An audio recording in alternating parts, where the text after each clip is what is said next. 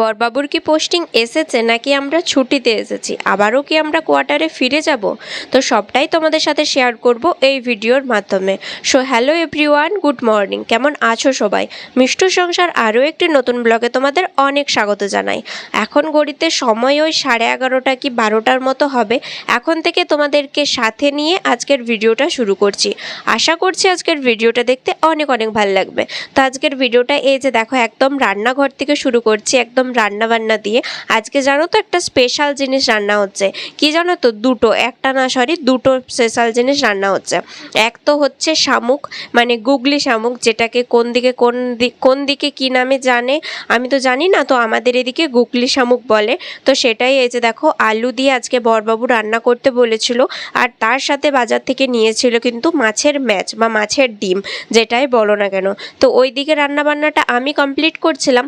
আর আমি আমার শাশুড়ি মাকে বলেছিলাম যে তুমি আমার ছেলেকে একটু তেল মাখিয়ে স্নানটা করিয়ে দাও, কারণ রান্না বান্না করতে করতে আবার যদি আমি ছেলেকে স্নান করাতে আসি তাহলে অনেকটাই মানে এইদিক ওদিক তালগোল পাকিয়ে যাবে। আর জানো তো, জবের থেকে আমি এখানে এসেছি তবের থেকে হচ্ছে বেটুর প্রত্যেকটা জিনিসে আলট পালট হয়ে যাচ্ছে, মানে চানের টাইম, খাওয়ার টাইম সব কিছু না এলোমেলো হয়ে যাচ্ছে। আর এই তো মাত্র কটা দিন এসেছি এখানে, মানে গুছিয়ে নিতে নিতে আবার হয়তো যাবার সময় হয়ে যাবে। তো এই যে দেখো, এখন আমি চলে এসেছি, হচ্ছে বলবে যে এই এটা চাল আবার কি ভিজিয়েছিলাম সেটাকে করবে হচ্ছে আমি হাওয়াতে না, আমার শুকিয়ে শ্বশুর নিতে। মশাই করবে পোলাও, মানে বাসন্তী পোলাও। সেটাই দোকান থেকে চাল এনে দিল, সেটাকে আমি ভালো করে ধুয়ে তারপরে এই যে দেখো একটা শুকনো গামছার মধ্যে, আর উপরে পাখা চলছে, পাখার মধ্যে আমি একটু মেলে দিচ্ছি। বাবাই বলল এই জিনিসটা করতে, কারণ যখনই পোলাও বানানো হবে তার আগে চালটাকে ধুয়ে এরকম হালকা একটু বাতাস খাওয়ানোর জন্য। আর আজকে বাসন্তী পোলাও হচ্ছে তারও একটা কারণ আছে, আর হবে কিন্তু রাতে না, এখনই হবে। কারণ আমার পিসি শাশুড়ি আসছে আমাদের সাথে দেখা করার জন্য। আর আমার পিসি শাশুড়ি কিন্তু একদমই হচ্ছে নিরামিষ বলতে একদম একবার ভাত খায়, সে কিন্তু দ্বিতীয়বার আর ভাত খায় না। রাতে করলেও হয়তো চলতো, কিন্তু সে যেহেতু একবার ভাত খাবে তাই দুপুরে খাওয়াটাই হচ্ছে ভালো। তো আমরা বললাম যে ঠিক আছে, তুমি হচ্ছে দুপুরে বানিয়ে নাও, তারপর পিসুমা যতটা খাবে আর বাকিটা রয়ে যাবে, রাতে আমরা কিন্তু খাবো।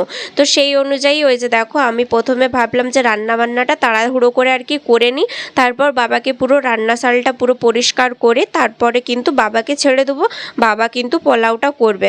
সেই মতো এই যে দেখো, আমি অর্ধেক তরকারি কিন্তু করে নিয়েছি। প্রথমে তো দেখতেই পেলে যে শামুকটা হয়েছে, তারপরে হচ্ছে ওই যে দেখো শাক ভাজা, আরে অনেক কিছুই হয়েছে। তারপর লাস্টে যেটা বাকি ছিল শামুকটা, সেটা আমি করে নিয়ে এখন দেখো গ্যাসটাকে সুন্দর করে আমি কিন্তু পরিষ্কার করে দিচ্ছি।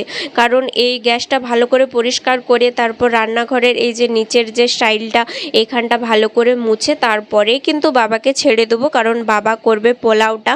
আর হচ্ছে পিসিমা তো ওই শুংড়ি জিনিস বেশি আর কি খেতে চায় না, এই যে মনে করো শামুক, তারপর মাছ, এগুলো তো কিছুই খায় না। সেই কারণে সব কিছু পরিষ্কার করে তারপরেই কিন্তু বাবাকে দিয়েছিলাম। আর বাবার দেখো এখন প্রায় মোটামুটি আর কি পোলাওটা হয়েই এসেছে, এবার শুধু মানে নামানোর পালা। আর জানো তো, এবারে জলটা না একটু বেশি হয়ে গিয়েছিল, কারণ চালটা ছিল অন্যরকম। কারণ আগের বারে যখন বানাতো, মানে বেঙ্গালোরে থাকাকালীন, সেইটা ছিল হচ্ছে ওই বিরিয়ানির যে বাঁশকাঠি চাল হয় সেটা দিয়ে বানাতো। আর ঘরে এখন বানিয়েছে এটা কিন্তু দানার গুঁড়ি চাল দিয়ে বানিয়েছে। তো সেই কারণে জলটার মাপটা ঠিক বুঝতে পারেনি, আর ওই চালটাতে একটু বেশি জল লাগে আর এই চালটাতে একটু কম জল লাগে। সেটার একটু মানে কি বলবো, একটু তালগোল পাকিয়ে গেছে। তো যাই হোক, খেতে কিন্তু মন্দ হয়নি, খেতে কিন্তু ভালো হয়েছিল। প্রবলেম শুধু একটাই হচ্ছিল, এই যে একটু দোলা দোলা পাকিয়ে গিয়েছিল। সেই জন্য আমি বাবাকে বললাম যে বাবা, তুমি এই দুটো থালার মধ্যে একটু পাখার বাতাসে আর কি রেখে দাও, তাহলে দেখো একটু শুকনো শুকনো ব্যাপারটা হয়ে যাবে, তাহলে আর অত বেশি আর কি মানে লেদা বেদা হয়ে যাবে না। তো সেই কারণে এই যে দেখো, বাবা দুটো থালাতে কিন্তু আজাড়ে দিচ্ছে। এখন আমি ভালো করে সুন্দর করে মেলে দেবো। আর মেলে দেওয়ার পর হালকা একটুখানি যখনই এর এই যে গরমটা হয়ে যাবে, মানে ভাবটা উড়ে যাবে বা একটু ঠান্ডা হয়ে যাবে, তখনই কিন্তু আমি এই দুটোকে আর আবার এক জায়গাতে করে রেখে দেবো। আর দু থালার মতো হয়েছিল, মানে প্রায় 500-র মতো চাল দিয়েছিল, 500 চালে এরকম কিন্তু এতটা হয়েছে। আর এখন দেখো আমরা দুপুরে খেতে বসে গেছি। আর খাওয়ার যা সবজি হয়েছিল, এই যে দেখো শাক ভাজা হয়েছিল, তারপর সব দিয়ে একটা তরকারি হয়েছিল, তারপর শামুক হয়েছিল, আর হয়েছিল কিন্তু মাছের ডিম, আর তার সাথে কিন্তু ছিল মাছ, মানে টক ঝোল। তো ওইদিকে দেখো এক ধারে কিন্তু পিসুমণি বসেছে, কারণ ও আমাদের এই ঠেকাঠেকি বা শুংড়ি জিনিসের সাথে ঠেকাঠেকি করে না। আর আমরা বলেছিলাম পিসুমণিকে যে তুমি দুটি আর কি ওই পোলাওটা খাও, তার সাথে দুটি আর কি ভাতও নিবে। কিন্তু পিসুমণি বলল না, শুধু আমি ওগুলোই খাবো। আর তার সাথে নিরামিষ যে সবজি হয়েছিল সেগুলো কিন্তু নিয়েছিল, কিন্তু ভাত আর নেয়নি। আর এদিকটাতে বিকালবেলাতে এই যে দেখো আমি এখন চলে এসেছি চা করার জন্য। এখানে একটা বড় সমস্যা কি হচ্ছে জানো তো, মানে চা করার এই গুঁড়ো দুধে আর কি চা করতে হচ্ছে, যেটা আমার সব থেকে বেশি বিরক্ত লাগে। আর চাটা খেতেও আমার কিন্তু খুব একটা বেশি ভালো লাগে না, কারণ আমি ওইখানেতে সেই লিকুইড দুধেতে চা খেয়ে খেয়ে এতটাই পরিমাণে অভ্যাস খারাপ হয়ে গেছে যে এখানে গুঁড়ো দুধের চাটা একদমই পুরো বেকার লাগছে, মানে কীরকমই একটা খেতে লাগছে কি জানি। তো যাই হোক, ওইদিকে দেখো প্রথমে দুধটাকে গুলে নিয়ে তারপর চিনি দিয়ে দিয়েছিলাম। তারপর দুধটা যখনই উতলে ছিল তারপরে কিন্তু চাপাতি দিয়েছিলাম, কারণ আগের থেকে যদি চাপাতি দিয়ে দিতাম তাহলে কিন্তু চাটা অতটাও খেতে কিন্তু ভালো লাগতো না, সেই কারণে। তো এই দিকটাতে দেখো আমি এখন কাপগুলো সাজিয়ে নিয়েছি ভালো করে একটা ট্রের মধ্যে। এখন আমি কিন্তু সবাইকে চাটা দিয়ে দেবো। আর পিসের জন্য ভাবলাম যে আলাদা করে কিন্তু মানে প্লেট আর কাপের মধ্যে নেব, কিন্তু তারপর ভাবলাম যে না, একবারই দিয়ে দিই, তারপর বিস্কুটগুলো আলাদা আলাদা করে দিব। আর এই দিকটাতে দেখো এক এক করে দিচ্ছি। আর প্রথমে তো আমি মানে সসপ্যানটাকে নিয়েই আমার বেশি আর কি ভয় লাগছে, কারণ এখানকার সসপ্যান এতটাই টিলটিলা, এখানকার না সরি এই সসপ্যানটা, কারণ এই যে দেখো আমি যতবার দিচ্ছি ততবার কিন্তু সসপ্যানটা দলে দলে যাচ্ছে। আর সব থেকে বেশি কোথায় ভয় লাগছিল জানো তো, কারণ এই সসপ্যানটা যদি ভারী জিনিস না থাকে, মানে একটু বেশি তুলনায় জিনিস যদি না থাকে, তাহলেই কিন্তু পিছন দিকে উল্টে যায় আর জিনিসটা পুরোটাই আর কি নিচে পড়ে যায়। তো সেই কারণে আমার কিন্তু খুবই ভয় লাগছিল। তারপর আস্তে আস্তে সাবধানে আমি কিন্তু ধরছিলাম। আর এটা এতটাই পরিমাণে গরম হয় যে ভালো করে কিন্তু ধরাও যায় না, সেই জন্য এই যে দেখো একটা শুকনো আর কি টেনা নিয়েছি, সেটাই করে ভালো করে ধরছি। আর এদিকে আমি 5 জনের মতো নিয়েছি। আর আমার যা বললামই তো যে খেতে অতটাও বেশি আমার ভালো লাগে না, সেই জন্য আমার কিন্তু নিইনি। আমি শুধু বাবা, ভাই, তারপর আমার বর, আমার শাশুড়ি মা আর পিসি শাশুড়ি, এদের জন্যই আমি কিন্তু নিয়েছি। আর এখন কিন্তু সবাই বাইরে বসে আছে, আর বাইরে আমি কিন্তু চাটাকে নিয়ে রেখে দিলাম আর সবাইকে এক এক করে দিয়ে দেবো। আর আজকের বাইরের ওয়েদারটা দেখো, তোমাদেরকে দেখাই। সকাল থেকে পুরো সারা দিন একদম মেঘলা, আর বিকালবেলাতে দেখো এই যে সূর্য উঠেছে। মানে সকাল থেকে এত কিছু কাচার ছিল, যেহেতু এই সবে হচ্ছে বাবার বাড়ি থেকে এসেছি, তো কাচাকুচি টুকটাক কিছু করতে ছিল, আমি কিন্তু মেঘের অবস্থা দেখে কাচাকুচি করতে দিইনি। তারপর বিকালবেলা এসে দেখি এখন দেখো ওই 5:30টার মতো বাজে, এখন দেখি আবার ও মা সূর্য উঠেছে। তো দেখো আমি কিন্তু অবাক হয়ে গেছি। আর ওইদিকে সবাই মিলে বসে চা খাচ্ছিল, আর এদিকে আমার বেটু ঘুরতে গিয়েছিল, সেখান থেকে নিয়ে এসেছিল কিন্তু আঞ্জির, আর সেটাই দেখো মা বেটা দুজন মিলে কিন্তু ভাগ করে খাচ্ছিলাম। চলো বলি, তোমাদের একটা প্রশ্নের উত্তর দিই, যে আমার বরের পোস্টিং কি চলে এসেছে নাকি আমরা ছুটিতে এসেছি, আবার কি আমরা কোয়ার্টারে ফিরে যাব? তো হ্যাঁ বন্ধুরা, আমরা আবার কিন্তু কোয়ার্টারে ফিরে যাব। আর মাত্র হাতে গোটা ওই 2 দিনের মতো আছে, তারপরে কিন্তু আমরা ফিরে যাব। আর এখন আমরা ছুটিতে এসেছি, 20 দিনের ছুটি, আর এখনও অবধি আমার বরবাবুর পোস্টিং আসেনি। তো আশা করছি পুজোর আগে তকও আর কি চলে আসবে। তো যখন আসবে তখন দেখা যাবে। এখন আমরা ছুটিতে এসেছি, আর এখন আমরা কিন্তু ছুটিতেই আছি। আর দেখতে দেখতে তো ছুটি প্রায় শেষের দিকেই হয়ে গেল। তো আমরা আর আছি মাত্র ওই 5-6 দিনের মতো আছি, তারপরে কিন্তু আমরা আবার ফিরে যাব কোয়ার্টারে। তো যাই হোক, আশা করি তোমাদের প্রশ্নের উত্তর দিয়ে দিতে পারলাম।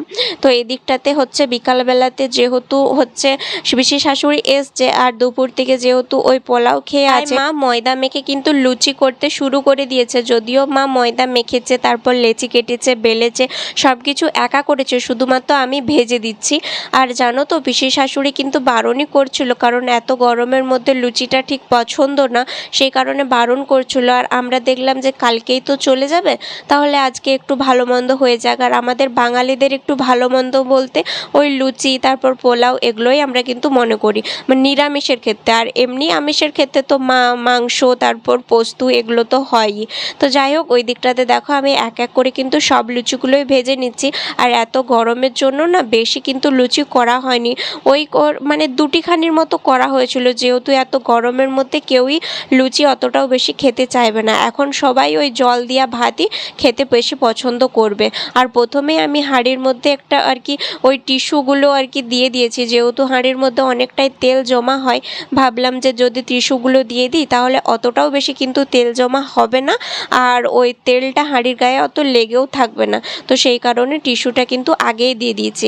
আর প্রথমে আমি যে 2টো লুচি দিয়েছিলাম কড়াই কড়াইটা অতটাও বেশি কিন্তু তাতেনি। আর যত আর কি এক একটা করে করছি তারপর দেখো লাস্টের দিকে কিন্তু কড়াইটা বেশ ভালো কিন্তু তেতে যাচ্ছে আর বেশ ফুলকো ফুলকো লুচিগুলো কিন্তু হয়েছে। আর এই লুচি খেতে তো আমার ভীষণ ভালো লাগে, কিন্তু আমার শরীরটাও বেশ একটা ভালো না, তো সেই কারণে আমি কিন্তু বেশি খাইনি, না হলে তো আমি করতে করতে অর্ধেক লুচি শেষ হয়ে যেত।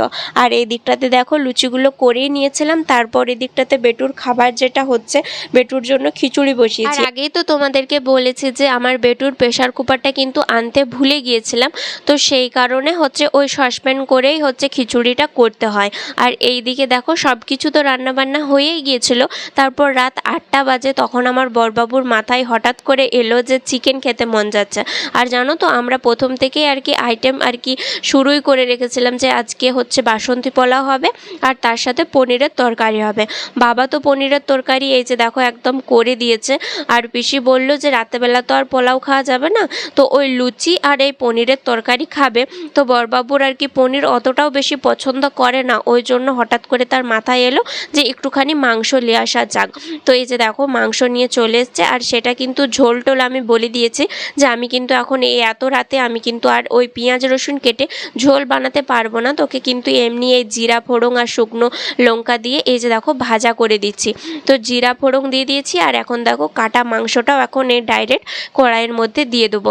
তারপর একটুখানি লাড়াচাড়া করে তারপর হচ্ছে ওই হলুদ আর হচ্ছে নুনটা দেবো। আর জানো তো যখনই তেলটা গরম হয়ে যায় তারপরে মাংসটা দিই, তখনই মাংসটা কড়াইয়ের গায়ে লেগে যায়, এমনই লেগে যায় যে তাড়াহুড়ো করে আর কি লেড়ে লেড়ে ভালো করে আর কি গা থেকে ছাড়াতে হয়, না হলে এরকম ধরে যায় আর ধরে যেয়ে তাড়াতাড়ি কিন্তু খড়ে যায়। তো সেই কারণে যখনই আর কি মাংসটা দিই তখনই তৎক্ষণাৎ আর কি লাড়তে হয়। আর একটু লাড়ার পরেই আমি কিন্তু নুন হলুদ দেবো, তারপর বেশ ভালো করে ভাজবো। তারপর লাস্টে যখন একদম দেখবো যে ভাজা ভাজা হয়ে গেছে তারপরে নামানোর আগে লঙ্কা গুঁড়ো দেবো, তারপর কিন্তু নামাবো। আর এখন দেখো যখনই আমি নুন হলুদ দেবো তখনই কিন্তু মাংস থেকে ওই জল বেরোতে শুরু করবে, তার আগে কিন্তু কোনো রকম জল বেরোবে না। আর যদি আগেই নুন হলুদ না দাও তাহলে কিন্তু নুন হলুদটা মাংসর ভিতরে আর কি ঢুকতেই চায় না।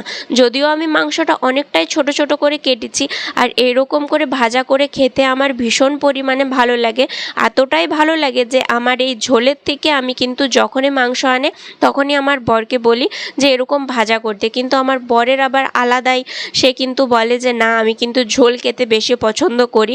তো যখনই মাংস আনে একবার ওর পছন্দের হয় আর একবার আমার পছন্দের হয়। আর এই যে দেখো এখন আমি কিন্তু লঙ্কা গুঁড়ো দিয়ে দিয়েছি, আর এখন প্রায় মোটামুটি ভাজা হয়ে গেছে 90%, এখন শুধুমাত্র 10%-এর মতো বাকি আছে। আর এখন হচ্ছে এই যে দেখো নিয়ে চলে যাচ্ছি খাবার জায়গায়, কারণ সবাই অলরেডি খেতে বসে গেছে, শুধুমাত্র মাংস আনার অপেক্ষাতে ছিল। আর এখন এই যে দেখো আমরাও কিন্তু সবাই মিলে বসে পড়েছি খেতে, আর সবার শেষে আমি কিন্তু নিয়ে নিয়েছি মুড়ি। তো চলো আজকের মতো তাহলে আসি, দেখা হবে আরও একটু নতুন ভিডিওতে, টাটা।